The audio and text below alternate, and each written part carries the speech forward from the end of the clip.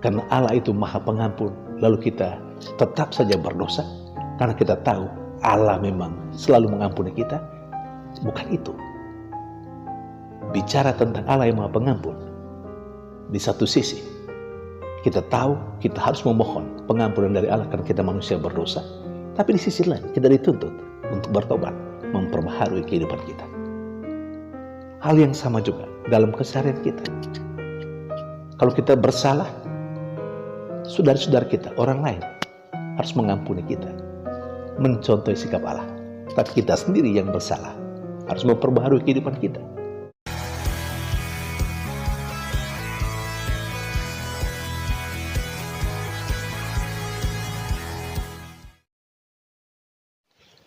Berjumpa lagi dalam permenungan kita edisi Selasa 14 Maret 2023, Pekan Prapaskah ketiga. Bacaan-bacaan liturgi hari ini, bacaan yang pertama dari kitab Nubuat Daniel bab 3 ayat 25, ayat 34 sampai 43, dan bacaan Injil dari Injil Matius bab 18 ayat 21 sampai 35. Daniel, nabi, dalam penglihatannya menegaskan bahwa ada seorang anak Israel yang bernama Azaria. Dia berada dalam sebuah nyala api, tetapi di dalamnya Azaria berdoa kepada Allah. Dan doanya itu bagi saya bercerita tentang bangsa Israel, bangsanya sendiri, baik masyarakat, umat pada umumnya, maupun orang-orang yang diberi kepercayaan oleh Allah. Semuanya hidup dalam ketidakberesan. Semua tidak melakukan apa yang dikehendaki oleh Allah. Karena itu Azaria berseru supaya Allah mereka memberikan belas kasihan, kerahiman, pengampunan atas dosa dan kesalahan orang-orang Israel, baik umat biasa maupun orang-orang yang diberi kepercayaan untuk mengayomi, mendampingi bangsa Israel.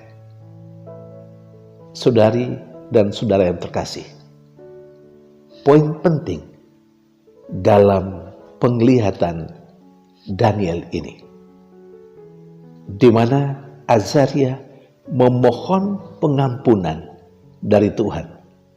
Pertama-tama, karena Tuhan, karena Allah adalah Allah yang berbelas kasih. Dan yang kedua, Azaria memohonkan belas kasihan Allah dengan menegaskan kebaikan orang-orang suci Allah sendiri. Karena dalam tanda petik jasa baik Abraham maupun Ishak juga Israel. Saudari dan saudara yang terkasih, artinya Azaria memohon belas kasihan Allah. Pertama, karena Allah Maha belas kasih. Dan yang kedua, Allah diminta memberikan belas kasihan kepada orang Israel atas, sekali lagi, jasa baik Abraham maupun Ishak ataupun Israel. Kebaikan, kehidupan yang suci, iman yang kokoh dan kuat dari nenek moyang bangsa Israel, entah Abraham, Ishak maupun Israel, menjadi semacam jaminan bangsa Israel mendapat belas kasihan Allah. Saudari dan saudara yang terkasih, kita berada pada masa Prapaskah, masa pertobatan. Allah yang kita imani adalah Allah yang penuh belas kasih, Allah yang tidak mengingat dosa dan salah kita, Allah yang tidak setuju dengan perbuatan dosa-dosa kita, tetapi yang menghendaki supaya kita bertobat. Kita minta dalam masa Prapaskah ini belas kasihan Allah itu. Namun lebih dari itu, tidak hanya sekedar kita meminta belas kasihan Allah, tapi kita juga diminta untuk sungguh-sungguh bertobat. Saudari dan saudara yang terkasih, apa yang baik yang kita lakukan hari ini sebagai orang-orang yang mewarisi hidup dan perbuatan baik kita untuk anak cucu kita?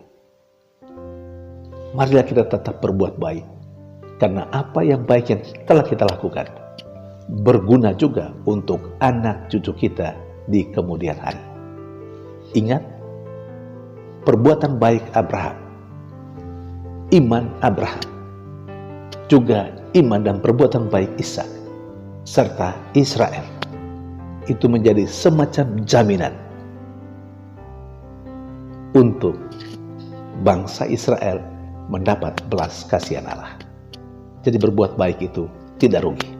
Mari kita teruskan berbuat baik, karena itu sangat berguna, tidak saja untuk diri kita sendiri, tapi juga untuk orang-orang yang di kemudian hari, baik itu anak-anak kita maupun sesama kita, entah dalam kehidupan menggereja, dalam kehidupan berkelompok, dalam komunitas kategorial, dalam lingkungan, dan dalam wilayah ataupun paroki. Sementara dalam bacaan yang kedua, bacaan Injil, juga berbicara tentang Allah yang maha baik, yang selalu mengampuni.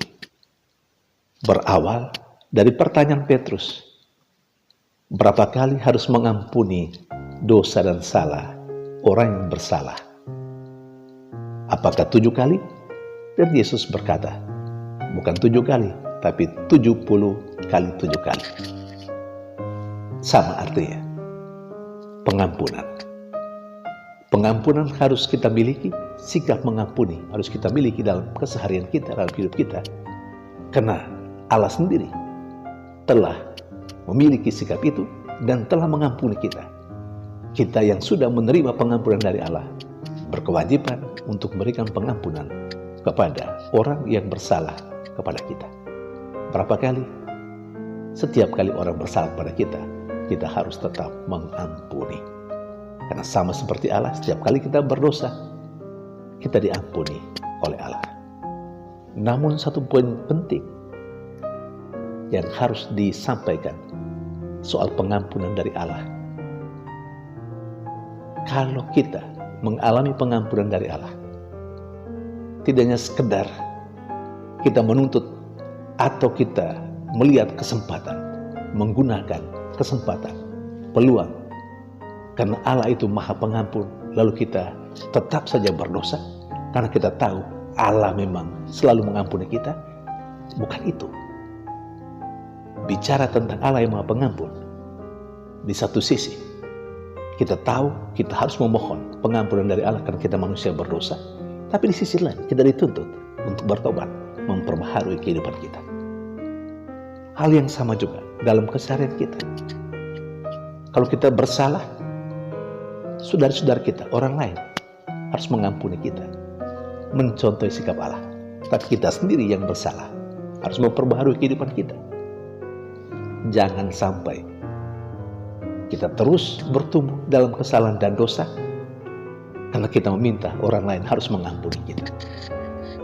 Sama juga, kita harus mengampuni sama kita yang berbuat dosa dan salah kepada kita.